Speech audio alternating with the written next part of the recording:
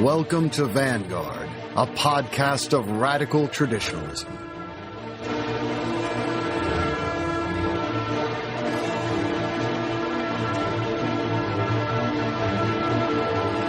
Here's your host, Richard Spencer. Hello, everyone, and welcome back to Vanguard. And welcome back, Jonathan Bowden, as well, my partner in thought crime. How are you, Jonathan? Yes, pleased to be here. Yes. Well, I mentioned thought crime. That's quite an apt term for the subject of discussion this week, and that is cultural Marxism, critical theory, and the Frankfurt School. Those are, of course, three distinct things, but they're obviously interrelated as well, and I think they can be discussed as one. Well, Jonathan, to get the discussion started, I think it'd be a good idea to look at cultural Marxism historically and ask where it's coming from, and in particular, what was the milieu like in interwar Germany, where so many of these figures like Adorno and Benjamin and Horkheimer arose?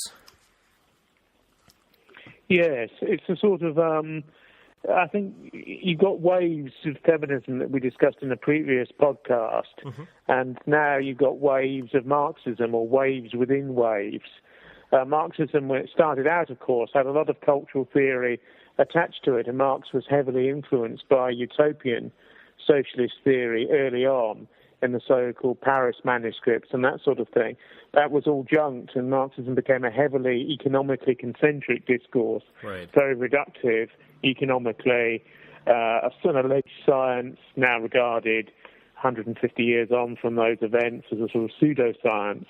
And this remained in play until the early stages of the 20th century, and Marxist parties tended to replicate that at a lower sort of political level.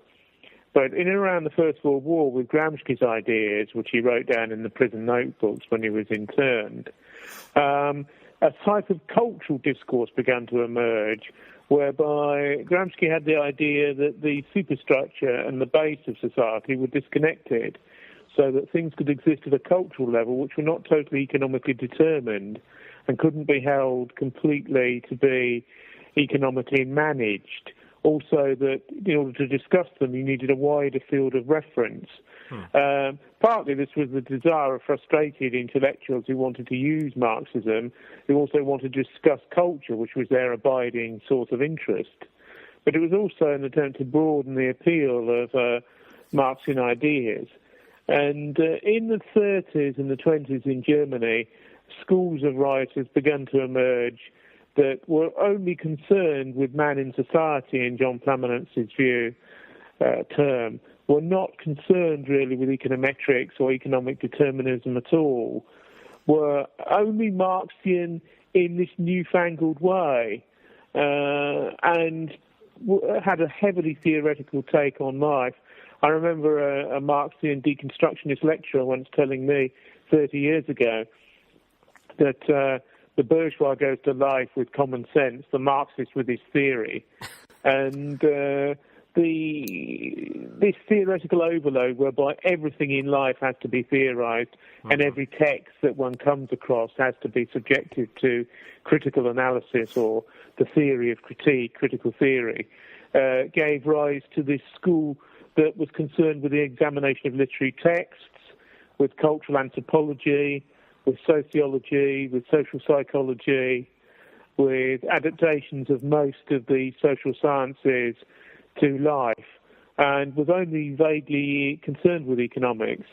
For instance, Fritz Naumann's large book Behemoth, which is an Marxian analysis of the economics of National Socialist Germany, was one of the few books of economics that was ever written that came out of the Frankfurt School. Most of it was concerned with cultural critique and critical cultural theory, involving very outlandish areas such as the sociology of music, which was a particular area of Adorno's concern. Let me jump in here and mention a few things. It's worth pointing out that the Marxist project had failed on its own terms by the 1930s, in the sense that Gramsci, and I believe Gramsci, some of his writings weren't really known until much later into the 50s. But anyway, Gramsci was put in prison by fascists. In a sense, in Italy, the fascists had won, and they had defeated a lot of the Marxist parties. They had some proletarian support, I'm sure, things like this. And that the whole Marxian project of an economic determinism of capitalism creating these contradictions that create some kind of a apocalyptic like scenario, and then the proletariat rise up. That really hadn't happened. And also with Frankfurt School members, at least ostensibly, that they were highly critical of what the Soviet Union had become. That the Soviet Union really wasn't it. It wasn't the utopia. It was maybe something they deemed a perversion. So those were certainly, important factors. And also it's worth pointing out that with, in this, if we're talking about the Frankfurt School milieu of Adorno and Benjamin, you had people who probably weren't that interested in economics. Benjamin, some of his great writings are on 19th century culture in one book, but aphoristic writings about life in the modern age. And certainly Adorno was kind of a classical music snob. He was very interested in Beethoven and something like that. So anyway, it's a very, very interesting milieu that all of this came out of. But maybe, Jonathan, where did it, or you can talk about two things. Where was it going, and what was really the essence of their cultural project? I think the essence of their cultural project was to revolutionarily change the way in which Western culture was thought about and received. So it was a grandstanding ambition, at any rate. It was to totally change the way in which Western culture was perceived by those who created it and by those who were the receptors of its creation. I think this involved an attempt basically to go back to the theory that pre-existed the French Revolution. Because the big book by Horkheimer and Adorno, The Dialectic of Enlightenment, is really about the pre-revolutionary theories and is a critique of the Enlightenment from the left, not the right. So they begin by going back, as radical theorists always do, to first principles and criticize the Enlightenment. And their criticism of the Enlightenment is essentially an attempt by a scientific man, or would-be scientific man, to place himself at the heart of the universe, to dominate nature, and in so doing, enact an enormous revenge. The great theory about fascism in A Dialectic of Enlightenment by Adorno and Horkheimer is the idea that fascism represents the revenge of a violated nature, and is the revenge of a socio-biological current that would not exist if there weren't attempts to entrap nature within the nexus of progress. So already you're getting some strange ideas here. You're getting a sort of anti-progressive leftism. You're getting leftism which is critical of capitalism and modernity, whereas classical Marxism is extraordinarily in favour of capitalism and modernity. They just wish to succeed it with another stage, socialism and late modernity, if you like. Or hyper-modernity. I mean, they... Hyper-modernity, yes.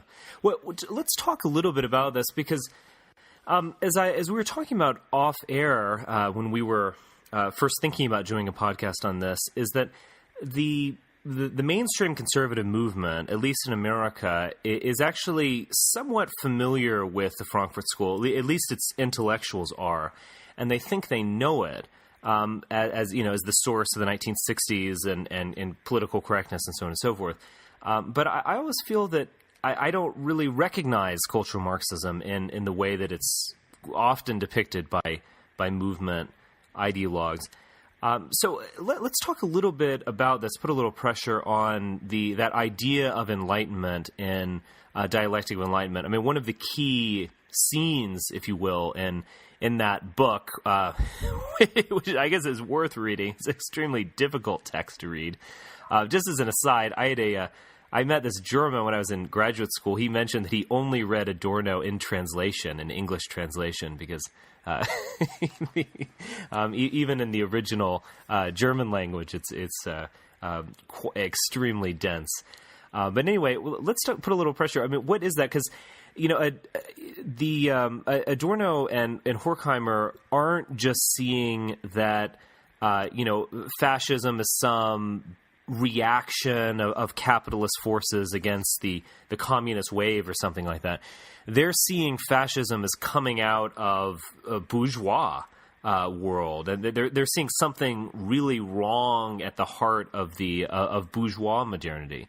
And I think they picture this in the form of Odysseus, who wants to be bound at the mast, and is kind of going to renounce man's more natural being and instead embrace a kind of a stern, hard, modern man of there's a world to be made. We've got to go build it. So. Maybe talk a little more about this concept of enlightenment on the part of Horkheimer and Adorno, and how this led to a kind of new left, one that might even have some conservative tendencies, and in the sense of being critical of the abuses against nature. Yes, it's an odd one actually, because it's a sort of would-be foundational leftism, strongly influenced by Hegel.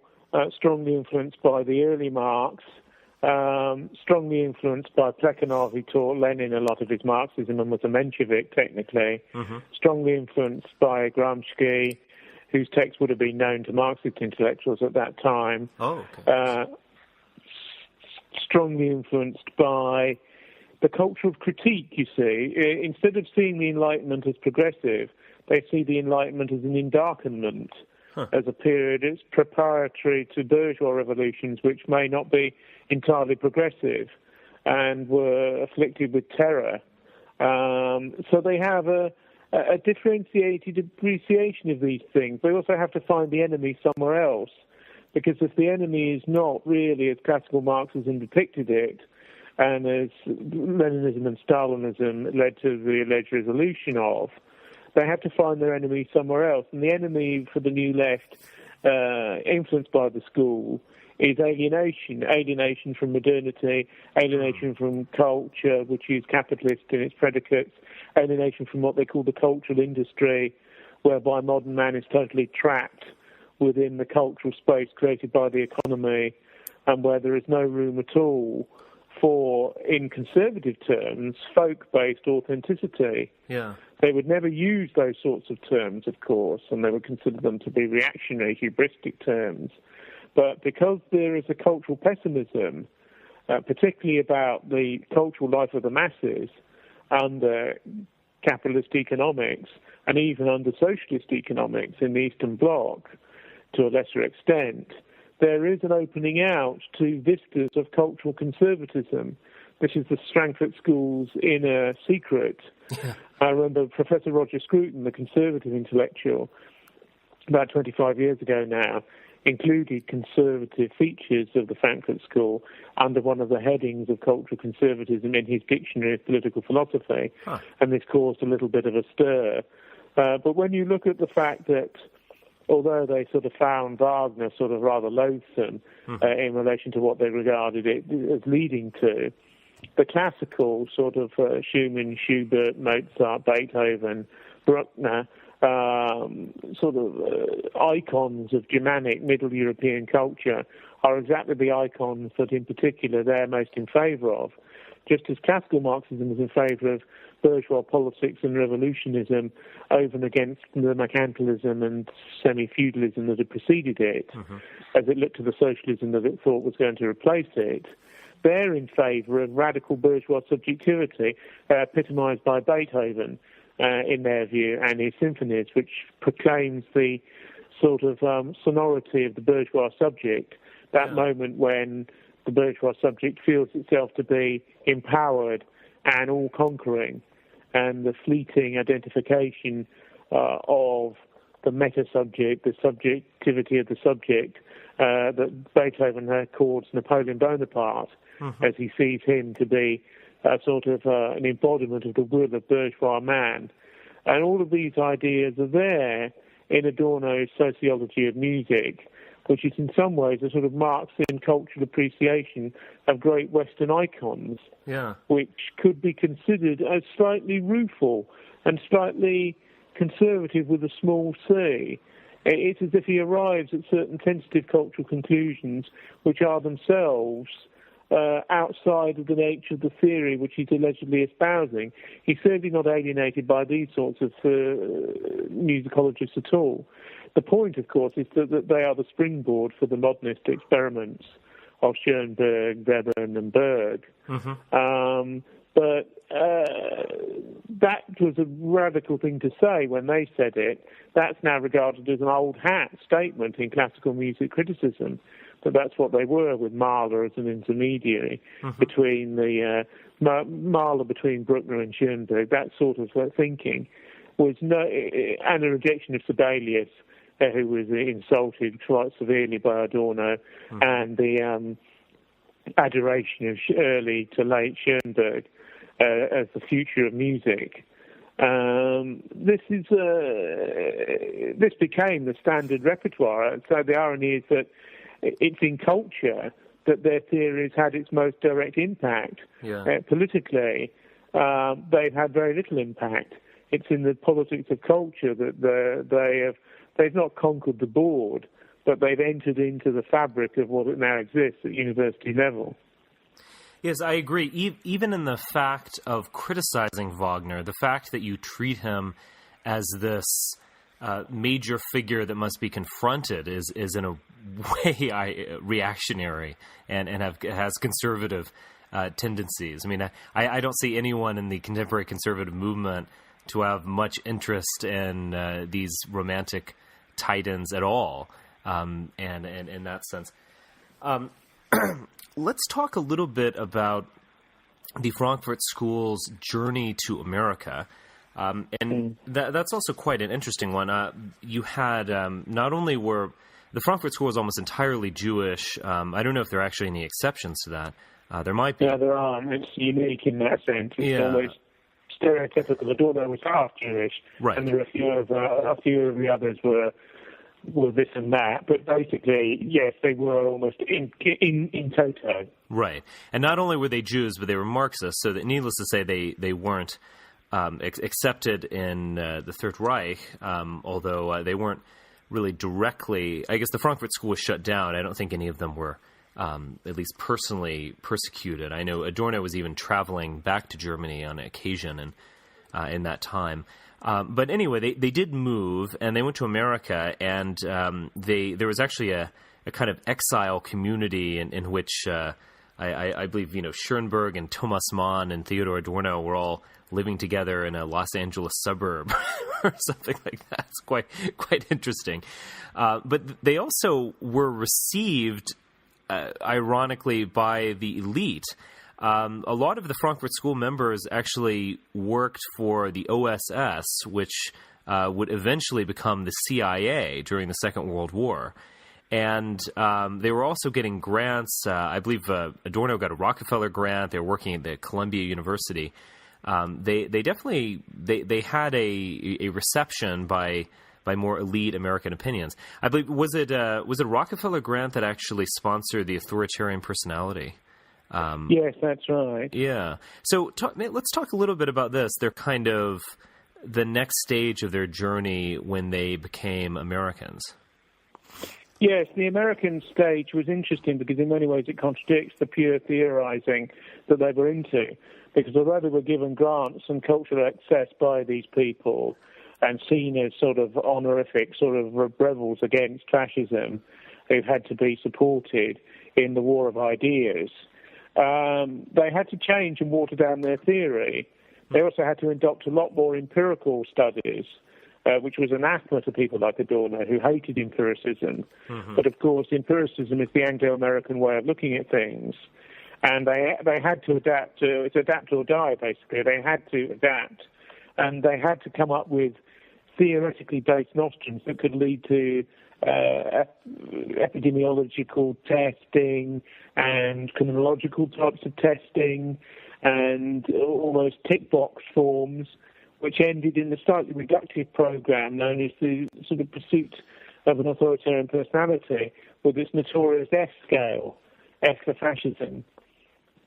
And many of these tests are regarded as slightly embarrassing now and are quite redundant, and also not very much use because although certain people do have more authoritarian cast of personality than others, it's not really a predicate for political positioning, because there's all sorts of hard social democratic positions and authoritarian far-left positions, for example, which go with more authoritarian character structure and don't align into the F scale, which these people like to make out.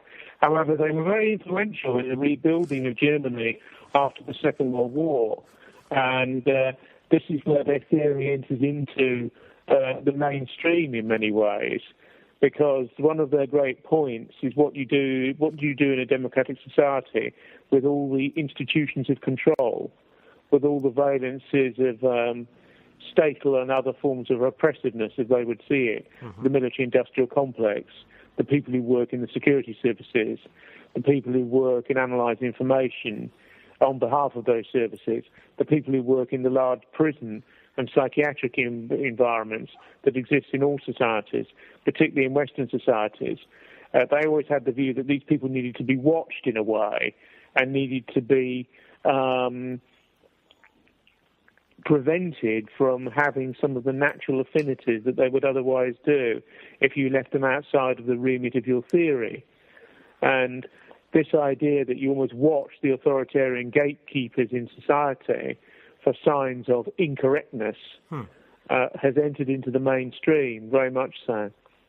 Yes, I agree that the conservative movement, the mainstream view of the Frankfurt School, that view is really one of Adorno and the authoritarian personality. That's where their criticism really fits. But of course, there's so much more to be involved. But that's certainly a way where you see critical theorists most directly kind of attacking normal bourgeois people. And if you have some, what we might call healthy patriotic opinions, that's high up on the F scale, which is that's right. Yeah. Again, so I think in some ways the authoritarian personality is probably Adorno and the rest of them at their most cartoonish or something. It's not really a. That's right. There's also a sort of theory by explicators of that school, like Martin Gay and others, that what they're well known for, such as the F scale and so on, was just really a concession to their friends and to the people who were giving them grants. Because what really interested them was this extraordinarily elaborate theory whereby everything in life, particularly everything in cultural life, was theorized in books like Negative Dialectics by Adorno and Aesthetic Theory, which was unfinished at his death and is dedicated to Samuel Beckett. And his support for elements of the avant-garde and the counterculture during the 1960s, which is a perverse Marxian support because it's not based on the fact that it's radical and that it's coming from the edge and that it's countering that which exists formally, although there's a little bit of that. The reason he supports these things is he believes that the cultural industry is so monolithic, the culture of entertainment and the degradation of the masses is so absolute, that only in these little fissures, only in these tiny little spaces, which are opened up by the critical avant-garde, who often deny easy understanding and deny mediation and deny the audience the collateral of a closure at the end of a piece so that people go away happy or satisfied and that sort of thing. What they're doing is they're opening a space for genuine culture to exist. That's why I dedicated it to Beckett, you see. So underneath a lot of this theorizing, there is a pessimistic despair, a sort of morphology of despair. And that's very unusual for a leftist position. It's usually associated with a Spenglerian, conservative, cultural disdain and pessimism for the degradation of the masses under all forms of life, and a wish that the life of culture could extend and be deeper and be more transvaluated than it is. Right. This is all quite interesting, and at the risk of pushing this Adorno as conservative idea too far, actually recently there was a book of his music criticism. I guess it's not too recent. It was probably published. It was a book of translations. It was published in 2004 or so. And I remember reading it, and he had an interesting essay where he, in some ways, rethought Wagner and had many more positive things to say about Wagner. And believe it or not, he actually had positive things to say about Houston Stewart Chamberlain, in the sense that, Houston Stewart Chamberlain was, a racialist thinker, a kind of, god of the far right, racialist right. And he was saying that he saw one of his reactions against the culture of England and his romantic embrace of Germany was a kind of reaction against the tyranny of industrialization, and that he imagined a more unalienated, authentic world in Germany, and that almost these right-wing strivings were that reaction against capitalism or something like that. So again, there are a lot of complexity to all of these people. They're not easily pigeonholed. But I do want to talk about the 1960s, but before that, let's just put a little more pressure on the culture industry, because I think that's a very useful term for us. I think that's a term we should be using, and maybe even using it in a lot of the same ways as Adorno did. But maybe just talk a little bit more about that idea of the culture industry, what it is, and what Adorno was seeing in mid 20th century America. Yes, he had the view that the masses were totally degraded by a capitalist and market-driven culture, mm-hmm. whereby from advertising through to popular cinema to the popular television that was beginning and that would replace cinema and add to it as an extension of it, you have a totally seamless environment in which the masses live, which today will be characterized by the populist internet, by the big TV channels, by MTV, by pop music videos, by pop music in all of its various forms. Don't forget, Adorno was extraordinarily scathing about jazz, yes, which is regarded as deeply unprogressive, and his disgust and distaste for jazz was almost visceral. And one can imagine, yes, almost. In contemporary terms and in the terms of the New Left, there is this sort of despairing mid-20th century Viennese intellectual who despises the culture of the masses, and that comes very close to an elitist position. It may be a left-wing elitist position, but it's an elitist position nonetheless. And once you admit elitism in any area, even if it's only the cultural one, cultural selectivity, you begin to adopt ramifications elsewhere that are unstoppable. And that's, although he can never be seen as a neoconservative figure, right. These are people who believe that the family is a gun in the hands of the bourgeoisie, this sort of, the people, they believe that criminality is directly proportionate to its punishment. In other words, you get more criminality because you punish people who are only victims anyway. So don't forget, these are the sorts of conceits that the Frankfurt School believes in.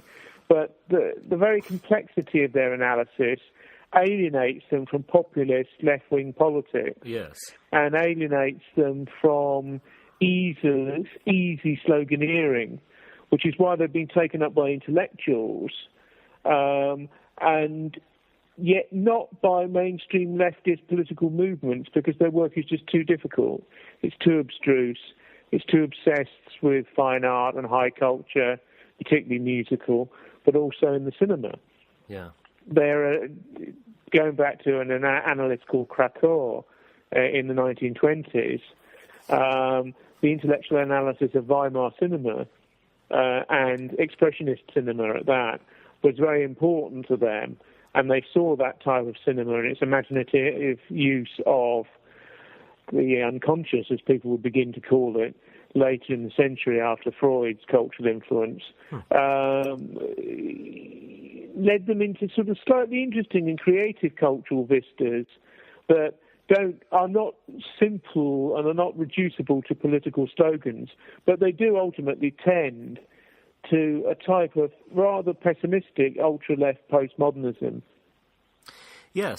Well, let's talk about the 1960s and the New Left and the hippies and the 68 violent protests, so on and so forth, because what do you think the connections are between the two of them? I know supposedly, I wasn't there, of course, in Berkeley in 1968, they were chanting Marx, Mao, Marcuse. And Herbert Marcuse was, of course, he was from the same milieu as Adorno. He was, a Hegelian professor, a upper bourgeois Jewish background. But particularly later, when he remained in America, Adorno would return to Central Europe, but he remained, and he started writing books like Eros and Civilization that were kind of Marxian, Freudian, liberation philosophy kind of thing, that the future was about, polymorphous perversity. I mean, these kinds of things. Yes. Certainly very different than Adorno's more kind of fastidious bourgeois nature. So what are the connections between the youth movement of the 1960s and the Frankfurt School? Because in some ways it's a strange bedfellows. You have different generations, people who you had, the hippies and anti-war protesters probably couldn't spell Hegel. Very wide gulf between the people like Adorno and these new kids. So what are the connections? Do you think, as the conservative movement would like to believe, that the Frankfurt School were kind of prophets of 1968, or is it a little more difficult? They are and they aren't. I think what happens is the intermediate theorists emerge who are not as complicated, and whose work can be assimilated to political struggle and sloganeering. And Marcuse is that example. Marcuse writes several books, the most prominent of which is One-Dimensional Man and Eros and Civilization, one of which is a full-on left American attack on modern corporate America, where he anathematizes what will come to be known as the military-industrial complex and what was called the welfare-warfare state. Whereby welfare is paid in order to keep the masses bedded down, and at the same time the perfect society is always engineered out of existence by endless wars in the Second and the Third World, which are always for the prospect of peace. But the peace never arrives, and there's always another war just around the corner. And, of course, the war is to make profits for the military-industrial complex, which is increasingly considered to be the most advanced capitalist part of America, in which the political class is totally embedded. Right. So what you're saying is that they were absolutely correct.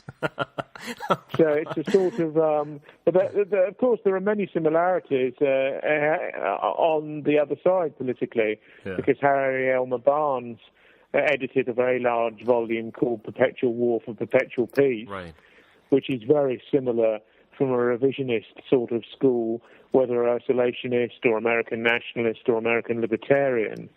The people who contributed to that book had a very similar analysis to the one that Marcuse would have of American foreign policy. Of course, this was occurring in the era of a Cold War, where the threat was seen to be the Soviet Union and to a lesser extent now is China.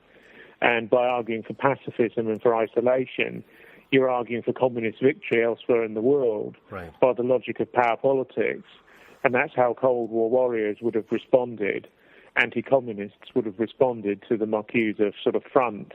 But Marcuse enabled Frankfurt-related ideas to be politically assimilated by the growing forces of the student New Left. And that's why they used him as the theorist of choice, because he's explicable in student terms. He also put himself forward as a student leader, at least theoretically, something which the other Frankfurters were too fey and too theoretical and too abstract and abstruse ever to do. They never themselves, students were to listen to their lecturers, even if they're talking Marxian analysis. Adorno, of course, died as a result of a student action in Germany in the late 1960s, when the lecture theatre or podium was stormed by some Action Front hippies or yippies who embraced Adorno. Whether they had flowers in their hair, I'm not too sure, metaphorically, and they chanted that as an institution, Adorno is dead. And Adorno collapsed and had a heart attack relatively soon afterwards and died. Oh, gosh. And this is taken as a sort of metaphoricalization in a way, that despite his would-be sort of leadership role as a theorist in relation to these people, there were two different universes. And the Frankfurt School intellectuals were deeply shocked, actually, that the West German popular press, particularly the centre-right press, held them responsible morally for the emergence of the terrorist organizations in West Germany, such as the Baader Meinhof, which later morphed into the Red Army faction, or RAF. And it's only, of course, come out retrospectively during the latter stages of the Cold War and after the wall came down, that the Stasi, when the traditional forces of power in East Germany were heavily behind the RAF, gave them military expertise and explosives, told them which sites to attack and so on, so that they were as much an extension of the oldest parts of the old left as they were of the newest parts of the new left. Nevertheless, theorists are not always insightful about how the world will use their theory. And the Frankfurt School is a classic example of ivory tower intellectuals who partly get a little bit broken up and mangled on the wheel of history. But Marcuse is an intermediate thinker who's the student left are able to make use of because they can understand what he's saying. Adorno and Horkheimer and Lernthal are too abstract, basically. They're on their own as theorists. Yeah. Jonathan, to bring the discussion to a close, what do you think is the legacy of these thinkers? And in some ways, it's a very big question because I'm also kind of asking, what is the legacy of the New Left and all of this? And what is political correctness today? What does it mean, and how is it connected with these 20th century Marxisms? Yes, it's a difficult one because it's so diffuse. Yet I think what has happened is that they've changed the entire temperature which existed, particularly at the university level, and amorphously at the general media level that feeds out of that at the higher end. What's happened is that once they lost the hard left accretions of sympathy for the Soviet Union, witness a text like Marcuse's Soviet Marxism, which, although are very short, is extremely critical. I mean, he'd have been sent to a psychiatric unit or put in a camp for a text like that had he produced that inside one of those societies, as Marcuse well knew. Now, you've got this great sort of uniformity and diffuseness of the contemporary left, which has collapsed into liberalism, seamlessly taken part of its agenda over, is no longer associated with apologetic statements about Stalinism, distances itself from all left-wing atrocities and has critiques of those societies as well, is part of the seamless liberal left discourse that straddles the centre and goes right out to the softer reaches of the far left, bifurcated from the hard left beyond it. And in all of these institutions, Frankfurt School views play a role. They play a role in defeating the culture of conservatism in all areas, racial and ethnic, criminological and social, areas as sort of police studies, PhDs written about the prison service, modern theories about cinema. In all of these areas, in cultural studies as a discourse which has only emerged from art colleges in the last 20 years, which is heavily saturated with Frankfurt School-ish type of ideas, you see the deconstruction and the breaking down of the prior culture of conservatism. They are the intellectual tip of the liberal society, which has stepped away from the conservative society of the 50s and pre-60s.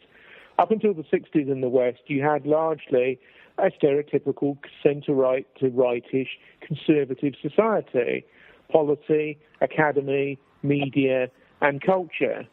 And after that, you have a step change to a liberal instead of a conservative society, media, culture, and culturally disseminating strata. This has continued throughout the decade since the 1960s. We've had about 50 years now. Mm-hmm. So you have a situation where over this 50-year period, throughout all of the institutions that matter, soft left theory without hard edges and without endorsement of anti-humanist crimes committed by the ultra-left all over the world, has become the default position for many people in the arts, in psychology, in medical practice, in psychiatric practice, to do with nearly all institutions of the state, with the exception of the military and the raw force sort of based criterion, that the areas of state power that rely on the use of force. Almost all other areas have been infected by these types of theory. Psychiatric institutions have been. Yeah. And although it's a bit of a stretch, the anti-psychiatric movement, through R.D. Laing, through Fromm, and through Marcuse, is heavily influenced by at least a proportion of these sorts of ideas that, in the theory of Lyotard and in the theory of Deleuze, is the bourgeois really insane? Mm-hmm. Are schizophrenics the same who walk amongst us? You know, Deleuze's guitarist text, Anti-Oedipus, in which the schizophrenic is seen as the last readout of sanity in a mad capitalist world, which is, by any rational credence, insane. Mm-hmm. Therefore, you have to look to the insane to find the readout of sanity. These sorts of ideas, post-Foucault, right, in the late 20th century, are no longer that eccentric. They were once the most eccentric ideas you could have that conservatives essentially just laughed at. Now they've taken over the institutions, but it's in a gradualist, in a would-be well-meaning, and in a soft-minded sort of way, because this theory has taken over and cultural conservatives have retreated before it to such a degree that there's hardly any of them left. I agree. You know, I might disagree with you slightly. I think cultural Marxism has infected the military in the United States. It's kind of incredible. But we had a major army general claiming that diversity is the great strength of America's armed forces. And they, you know, as they go overseas to bring women into undergraduate colleges. So it's been quite a triumph.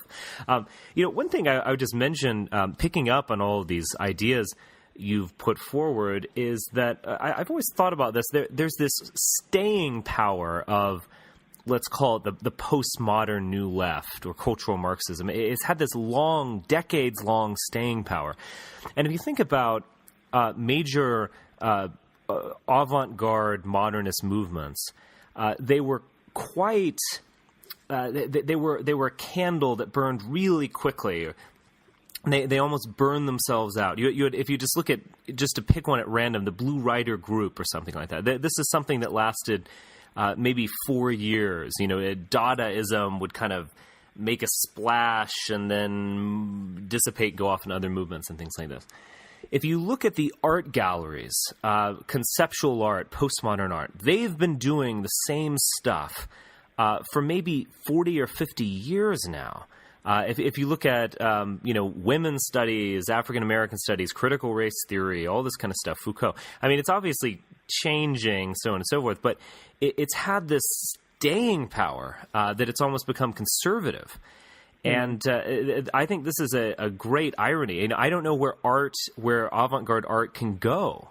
I don't know how many times you need to, proverbially speaking, put a crucifix in piss. There's no, they seem to, it's one attempt to shock the bourgeoisie after another to the point that it becomes old and stale.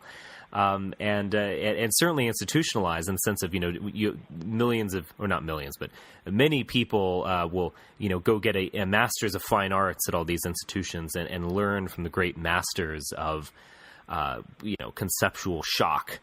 So this is it's a very strange thing about our culture where we have this conservatism amongst postmodern cultural Marxism. But do you think this is going to break down, or do you think that even maybe, Jonathan, because political correctness has become so obvious, or it's something easily ridiculed, that it's going to be overturned or at least come to an end? Do you see that, or is that being a little too optimistic? It might be a bit too optimistic in the short run.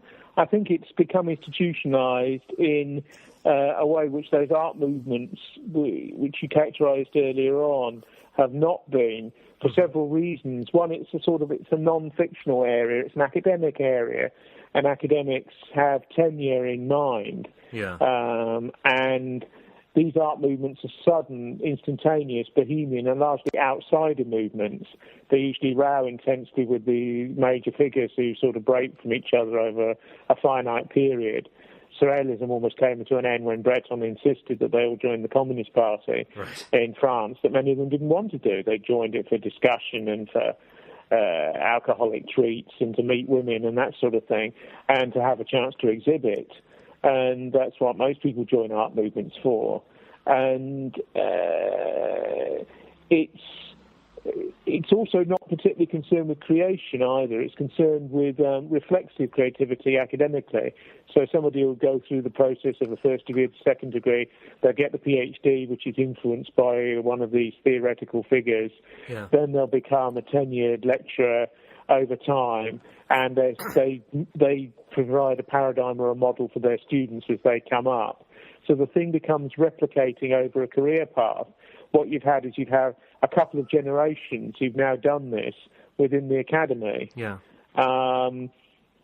And as they've also worked for a situation where there's very little kick against them, because there's very little right-wing left in the academy. Yeah. It's almost totally gone now. It almost can't survive the pressure valves have been put on it to such a degree that it's almost impossible for it to survive. Yes. And this has meant the rather desert-like, arid terrain of the new left, small n, small l, really, now dominates the tertiary sector of education. This is why the left is so strong.